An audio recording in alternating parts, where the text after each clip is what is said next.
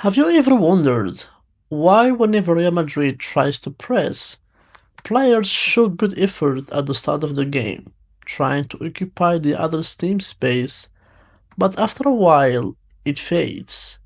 The pressing is completely abandoned, and the other team just controls possession with no issues. Meanwhile, Barca's pressing looks unbearable, suffocating other teams so they couldn't chain three passes together, while being able to maintain the same level of pressing the whole game. But how?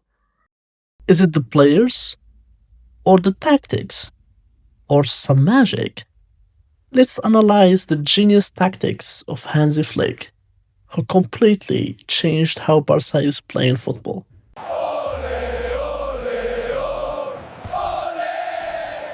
Most people think pressing is about aggression, sprinting at the ball, forcing mistakes through effort. At least, that's how Madrid do it. One player jumps, the line follows late, and if it doesn't work, you drop off and reset.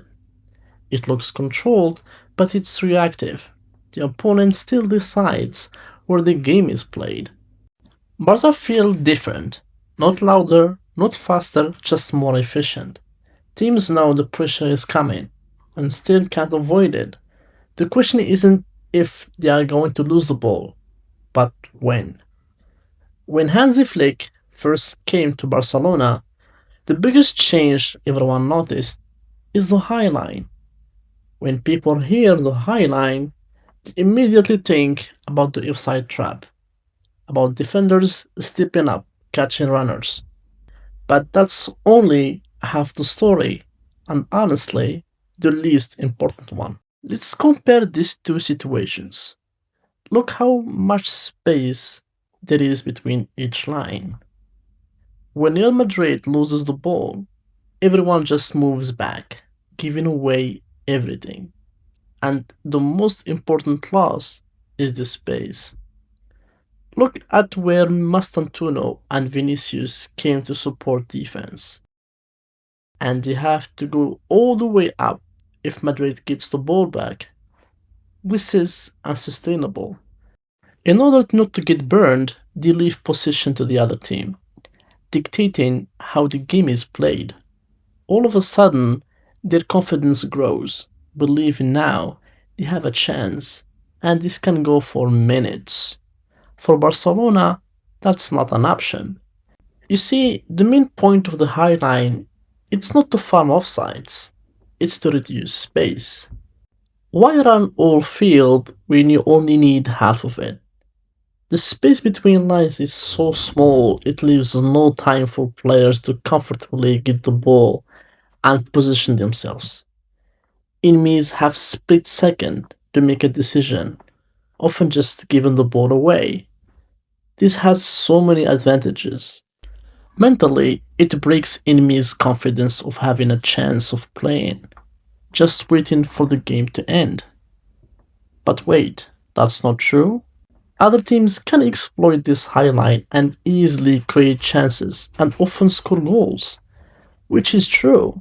Giving away chances, especially at the start of the game, which even might lead to goals, is normal because the positives outweigh the negatives. First, it offers attack players the luxury of trying every possibility to score goals and secure wins without caring about losing the ball, massively boosting the team's creativity. Second, having only half field to run saves the team so much energy, having no trouble going to the late stages of a match if it's needed, and massively reducing the risk of injuries. Third, Hansi Flick made 9 comebacks last season, coming in only second in history, and that reshaped players' mentality, thinking they can always win.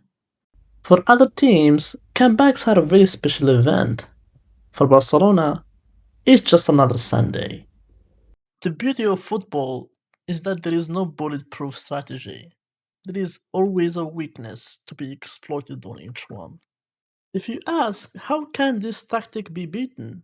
it looks very solid. Well, it really depends on your opponent, sadly. You see, the pressing tactic only works when enemies don't have enough quality to hold position on tight spaces, decision making, and mostly finishing. In La Liga, that's not an issue. Barca only struggles against a handful of teams, and in my opinion, will secure the title for years to come. But in the Champions League, it's another story. Teams, especially in the later stages, have enough quality to good position, to make good decisions, and most importantly, to finish chances. The best example we had this season to test this tactic was the PSG game, where Barcelona lost 2-1. In the first goal, you can see why quality matters. Nuno Mendes easily cuts through defense with his speed. Since this was unexpected, Frenkie wasn't even in position to press. Mendes keeps everyone behind him as he cuts through. And the following mistake by Kobarsi was directly punished by Mayulo. The second goal was even a better test.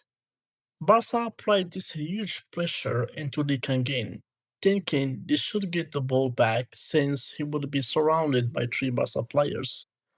But he beautifully dodged all of that and prepared the next attack for Vitinha, doing 70% of the goal. From there, Vitinha's decision to target the sides, Hakimi's first touch and passing, and Gonzalo's finishing was enough to secure the win. If it was a random Liga team, they would have failed in step 1. I can't wait to watch more interesting games of Barca in the Champions League. I believe it's going to be peak entertainment. I'm solo making these videos and it takes me so much time and effort. A like and a subscribe would mean a lot. Thank you for watching.